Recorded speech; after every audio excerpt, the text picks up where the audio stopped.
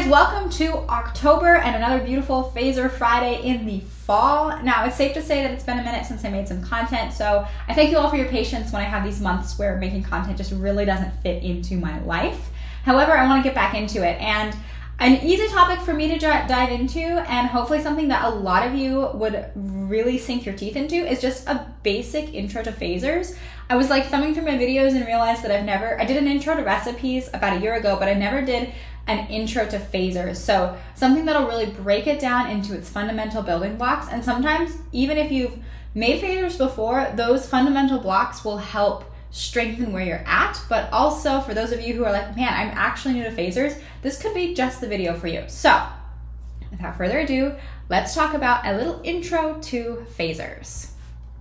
So what is a phaser? A phaser is a preset, and a preset is a phaser. I've said it before, and I will say it 1,000 times again.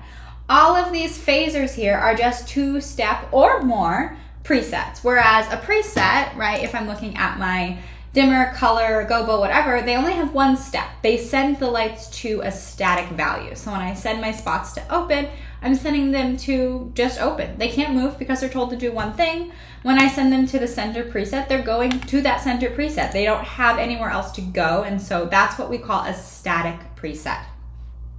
A phaser is what I would call a dynamic preset. So if we are taking a look at our phasers here, let's go to our phaser view.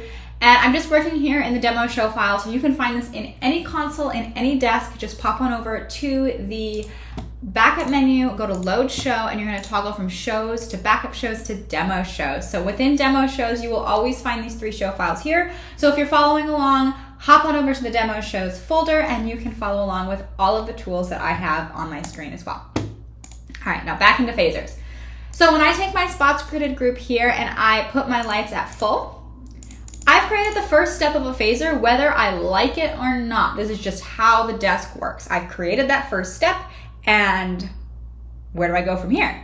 Now the phaser, like that word is important because that's what happens when step 2 is created. Down here in the bottom right hand corner, you'll see that 1/1. This is letting me know that I'm in step 1 of 1. When I hit the arrow to the right, now I'm in step 2 of 1. And now when I put the lights at 0, they are automatically bouncing from full to 0. Oh, we can't see it because there's no 3D view. Let's draw a 3D view and maybe turn off some point lights so it's super easy to see. There we go. Now we have our lights bouncing from on to off. Now this is a phaser. I've created 2 steps. They're going from one value to another value, and that's gonna be your basics of a phaser. So anytime you're working with any attribute, right? Let's grab our lights. I'm gonna put them at full. This is static, so therefore not gonna move, and I'm going to tilt them down stage. Again, these are still static values, so they're not going anywhere. I wouldn't consider this a phaser yet, because it doesn't have anywhere to move to. Now, as soon as I press this arrow to the right, I'm in step 2 of 1, and it says 2 of 1 because I haven't given step 2 a value yet. Now, when I go ahead and tip my lights down, I immediately get this bounce, this movement per se, and this is what we would define as a phaser. Obviously, I'm working with speed, and it's going too fast for these lights, so let's slow it down. There we go, so I can see them move all the way up and down. And that is the definition of a phaser, as soon as I've moved past that first step. So you can see I don't have a phaser running on dimmer because it's not going anywhere. See, it is just 1 step. Whereas if I look at pan and tilt here, it has that 2 steps, so I would consider that to be a phaser. A couple other things when you're working with just the basics of what a phaser is, it's like, where are we storing this information? Now, all of programming is data management. So where am I putting this data? How am I organizing it in a way that I can get back to it easily? So you're gonna see a lot of different ways to organize data, watching my videos, watching other videos, talking to other programmers. Now you have to come up with what works best for you and the shows in the context that you do them in. So I never say anything that I'm saying is a hard, fast rule. It's how I like to do it, and it's how I've seen others do it, and I've seen it work for them. So with that being said, there are 2 different ways we can store phasers. Now, because they're simply a dynamic preset, right? They can be stored next to all your other presets. I have seen others work this way. If it works for them, that's great. So dimmer, obviously there's no phaser value here. I'm gonna store position. So if I go ahead and I store this into this pool here, you can see that it has these 3 little dots in the top right-hand corner. That's letting me know that this preset is a phasor. Whereas if you look at these other presets here, just to the left of them, you will see that they do not have these 3 dots. This is letting you know that this is going to be a static value and what we would call a preset. Whereas this preset here, it would be a dynamic value, so we're going to call it phasor. I'm gonna just call this tilt phasor for now. Perfect.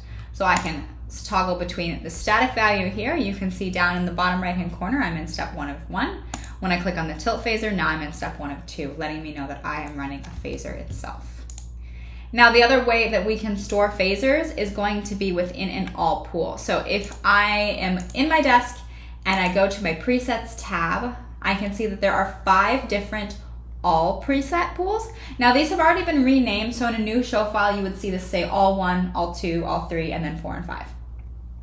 However, within the demo show file, these have already been renamed to help with an organizational structure that was put into this file. So they've considered all pool 1 to be template phasors, all pool 2 to be queue phasors, and then all pool 3 just to be all presets, where 4 and 5 are not used in the organizational structure within the demo show file.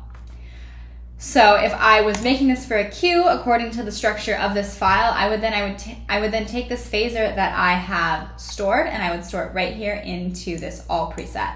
However, the only one that had the phasor value was position, and this stored position and dimmer because this is an all pool and therefore it will store all attributes. So I'm going to oops this, and then I'm going to long press the at button just to pull up my at filter menu. I'm going to select none and only select position. This way, when I store this now, I'm only storing my tilt phasor here. So I'll just call this tilt phasor again for good measure. And that's going to be your basics of like, where am I going to store this information? And again, it comes down to what works best for you and your workflow. One other thing I want to look at when it comes to the basics of working with a phasor is some of the other properties that we work with when working with a phasor. I'm going to pull up my 3D view once more time because I didn't feel the need to save it into a view, so obviously I had to draw it again. So we have this tilt phasor here, it's running rather smoothly, and we had changed that with speed. So under a matrix, I can change the speed. Let's change it to 15 BPM. Now it's running a little bit faster. And so speed is going to be one of those properties that you can work on with a phasor. Another property is going to be phase. So currently these lights are all moving in unison with each other. So they're moving with a phase of 0. So they're all going to move at the same time. They're not going to trail each other or spread out over this phasor. Whereas when I set the phase from 0 to, let's say, 360, now this is the full amount that they can trail out over this phasor. If I don't want to see that trail out effect to be quite so variant or like quite so big, maybe I would set this to 90, and now they are trailing each other just a little bit, but they're a little closer together, so this gives me a slightly different effect. So the phase is going to be how it's spread out over that effect itself. And then the other properties that we have to work with when it comes to phasor is under phasor overall. So these are going to be your properties that affect all of the steps, that you cannot set any of these per step. So we have speed master, if this phasor needs to listen to another handle controlling the speed, phase, which we just talked about, and measure. This is going to be your beats that the phasor has. So currently, without me setting it, if I just simply on measure here, it's going to be 2. So 2 is going to be your default measure unless you set it otherwise. Phasor steps, so we have 4 different properties here. We have XL, decel, transition, and width. XL is going to affect how we're going into the step, so I can see I'm going out of step 1. So how I'm going out of step 1 and into step 2. So I'm in step 1 and I'm moving the XL, and so that's going to be how this curve goes into step 2. You see it kind of like drops a little bit more there. XL is going to be how we're going out of step 2 into step 1, and so I can move that curve there, and again I get a slightly different tilt effect on that side. Transition is going to be whether or not there is any sort of transition time. So if right now it defaults to 100%, it will always default, but as soon as I take it to 0, you'll see it just snaps into that other position and then stays there and then goes into its position. So Tilt is how we get any sort of curvature or a snap into the next step. And then width is going to be how wide, how long we sit in that step compared to the other ones. So if I move the tilt or the width of step 1, I can see step 1 is a lot shorter. We spend a lot less time in step 1, and then we spend more time in step 2. And that's it. That's just a short, brief intro to phasers. There's obviously so much more, but I wanted to just jump back into the month of October with some bite-sized information that we can all work with as we continue to build phasers together.